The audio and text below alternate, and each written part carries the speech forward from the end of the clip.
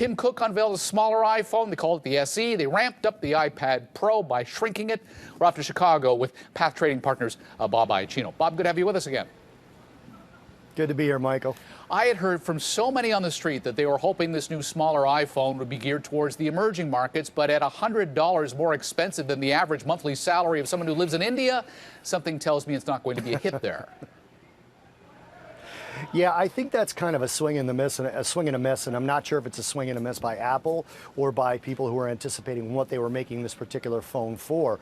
As you well know, being a fan of Apple like I am, although I know as a journalist you're neutral, I don't know if this was necessarily designed to kind of take some of Samsung's power away from the emerging markets, because in places like India and some of the other emerging markets, sometimes that device is the only one in the household, and generally with an adult it is the only device. So that smaller screen I'm not sure necessarily appeals. And like you said, $400, that's still a lot of money for the only device that you can have and for a 4-inch screen. I've seen several reports the last few days that the 4-inch screen is popular here in North America, quite frankly, and that 20 to 25% of iPhone owners have not shifted away because they don't like the bigger screen. I've got the 6 here, and It's been great. I've had it for a while, but it's not going to fit in my Daisy Dukes over the summer, so I'm not sure how I'm going to love it when summertime comes, when I got to carry it around. It actually makes me be a little bit rude because I put it on tables when I'm at dinner or at meetings because it's uncomfortable this size. So I think it might have been gained at just or aimed rather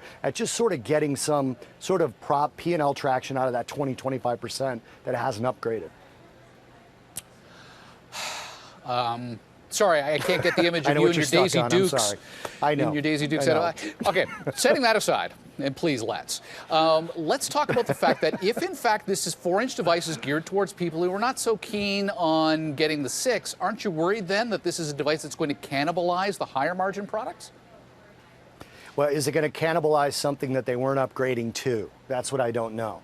I mean, the used iPhones are going to drop, but Apple doesn't care about that. But I think one of the things you see is with people who've been waiting for what? What have they been waiting for? They didn't like the bigger screen, so they just simply weren't upgrading. So I'm not sure if they were going to upgrade to that in the first place. I think it might get some of those people now to upgrade to the SE, and they'll get a better battery life out of it because they got the improved chip and the smaller screen. That was one of my main complaints when I had a 5S, was that the battery life was horrendous. So I think that might get those people just to upgrade when they weren't going to in the first place. You put 10 people in a room, 8 out of 10 of them are going to have an Android-based device, though, and most of them will tell you it's because it's cheaper than an Apple product.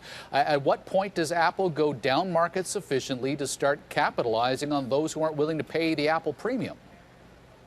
Well, one thing that they seem to be stressing, at least with the SE, is that, I should say they're implying that it's not necessarily a product that compresses margins. People have been talking about them getting a lot more efficient at building the 5. They can't do that with the S yet. So again, it's a premium product still, right? And I don't know what they're going to do. I think it's more focused on the iPad market to fix some of what you're talking about when it's a corporate issue to begin with. If they're going to get margin compression, that's obviously an issue for the stock price, not necessarily for the overall amount of cash that Apple will have. When you look at what they've done, when you talked about shrinking the iPad Pro, this is something that actually interests me a little bit. The massive decline in sales that we've seen over the last few years in the iPad, I think this particular iteration of a cheaper iPad, if it actually can replace my MacBook Pro. I've had a MacBook Pro for about 5.5 years now, and it finally blew up. So now I'm going to go either get a new MacBook Pro, or I'm going to take a look at this 9.7-inch screen and see, is it actually something that's convenient for me to travel with and it can replace my laptop? I don't really know.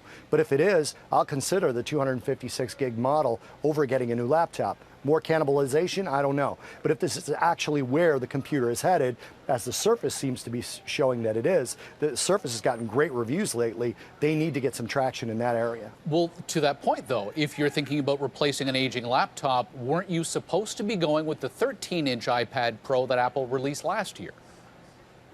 If the 9.7 is powerful enough, I prefer that, because when I'm taking my laptop somewhere, I'm taking it out of convenience, not because I want to watch a full HD movie on it. And that's really why people haven't been upgrading their iPads, right? The iPads get handed down to kids. They stay in the house as long as they're alive because people have mostly used them to watch movies, to play games, to do some basic search and some basic email. They have not been using them to work outside of the occasional store or restaurant that you see that uses it for menu a menu input or charging things like that, use it as their new cash register. If this thing can actually become a business tool, then I'm a little bit excited about it. And no, I don't necessarily need the bigger screen for that, because for me it's about convenience. Okay, but let's come full circle back to the top with the idea about the emerging markets. It doesn't, Bob, look like this is a company that has an interest in getting into this massive market at all. Are they just ceding control to Samsung and saying, okay, we're a Western world company? You know, I don't know what their overall plan is, Michael, but that's a great point. What I think it is baby steps. I think what Apple is trying to do, I have to clarify this, or rather give you a bit of a disclaimer. I love Apple and I love Apple stock. We've talked about this before. I want to own it for 10, 15 years. What I think they're doing is they're trying to do it in baby steps. I think they're trying to do it without a lot of margin compression. And I think that could be the right way to do it. If they can get a superior product, which the problem with Android is still the software. It's not as good as Apple's. I think pretty much everyone who's a tech analyst agrees with that. And for that, you pay for it. Not necessarily as big a deal in the emerging markets where you mentioned earlier at the beginning of the interview, they can't afford a $400 or $500 phone. So I think if they can get there without margin compression, it's a lot better for the stock. And I hope that's what they're trying to do, is just get cuts of that market in baby steps. All right, Bob, be wary of the Android fanboys waiting for you outside the CME after that comment. Good to have you with us. Good to be here, Michael. Thanks. Bob Iaccino, the co-founder and chief market strategist, joining us from Parth Trading Partners.